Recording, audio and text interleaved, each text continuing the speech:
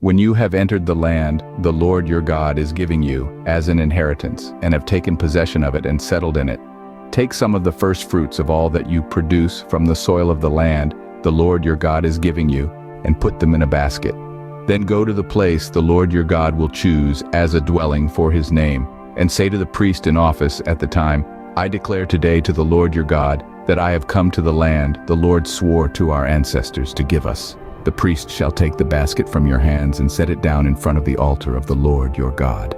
Then you shall declare before the Lord your God, my father was a wandering Aramean, and he went down into Egypt with a few people and lived there and became a great nation, powerful and numerous. But the Egyptians mistreated us and made us suffer, subjecting us to harsh labor.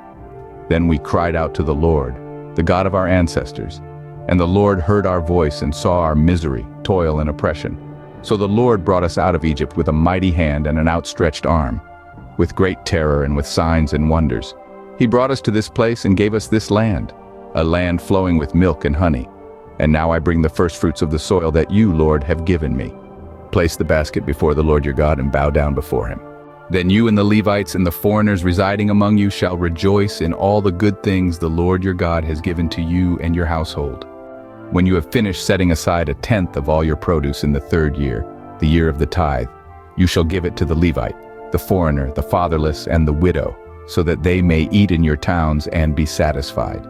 Then say to the Lord your God, I have removed from my house the sacred portion and have given it to the Levite, the foreigner, the fatherless, and the widow, according to all you commanded. I have not turned aside from your commands, nor have I forgotten any of them. I have not eaten any of the sacred portion while I was in mourning, nor have I removed any of it while I was unclean, nor have I offered any of it to the dead. I have obeyed the Lord my God. I have done everything you commanded me. Look down from heaven, your holy dwelling place, and bless your people Israel and the land you have given us as you promised on oath to our ancestors, a land flowing with milk and honey. The Lord your God commands you this day to follow these decrees and laws. Carefully observe them with all your heart and with all your soul.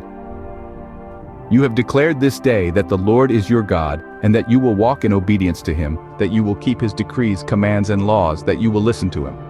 And the Lord has declared this day that you are his people, his treasured possession as he promised, and that you are to keep all his commands.